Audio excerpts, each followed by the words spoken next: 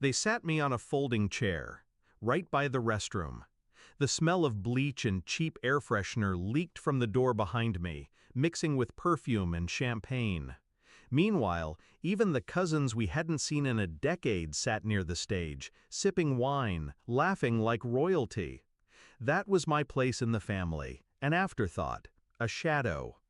I didn't argue, I didn't cry, I just stood, smoothed my jacket, and walked out. 10 minutes later, my sister was in tears, and everyone finally realized why. There was a time when she loved me, when we were inseparable. We used to sneak cookies from the kitchen at midnight, whisper secrets no one else knew. She'd grip my hand when thunderstorms rattled the windows. I believed her when she swore we'd always be on the same side. But promises rot fast in this family. As we grew older, she learned quickly what earned praise: smiles, charm, obedience. I was the opposite, quiet, stubborn, unwilling to play puppet. Slowly, she became the golden child.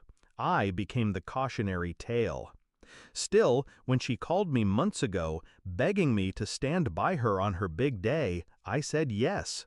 Foolish, hopeful. I thought maybe she meant it. It wasn't just the chair. It was the look in her eyes when I arrived. Relief, not joy. Like ticking a box. It was the way her new in-laws whispered about me, clearly fed stories by her.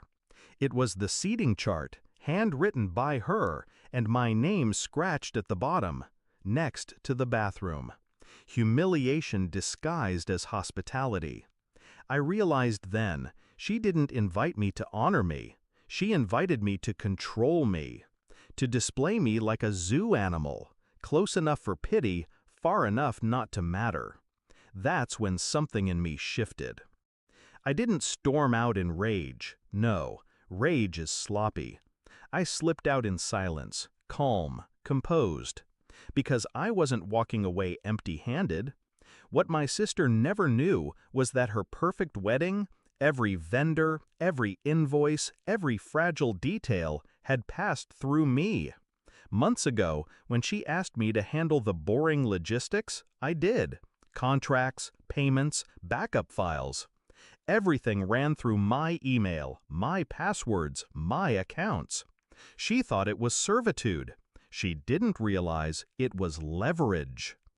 I walked to my car, opened my phone. One app, one button, one message. Cancel. The florist? Gone. The band? Gone. The lighting crew? Gone. Each with polite automated messages reminding her of unpaid balances. Balances I had quietly rerouted to her personal card weeks earlier. The caterer? They were already setting up when they received the stop order. They packed their dishes and drove off. And the cake, God, the cake! A towering 5-tier monument of sugar. Hours before delivery, I instructed them to hold it until final payment cleared. It never would. By the time I slipped back into the hall, the ripple had started. I returned to find whispers replacing laughter, plates half empty, wine glasses clinking nervously, the music faltering. Then, her scream. She stood in the center of the hall, veil trembling, mascara streaking. The caterer left. The flowers aren't coming. The cake! Where's the cake? Eyes turned. Guests murmured. Some pitied her, others smirked, enjoying the spectacle. And then she saw me. I sat calmly in the same folding chair by the restroom, hands folded, expression neutral. She staggered toward me, voice cracking. "What did you do?" I tilted my head. "I did exactly what you asked. I handled the logistics." It took a moment for her to understand, for the realization to bloom across her face.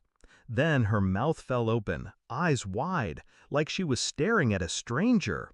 "No," she whispered, "you wouldn't."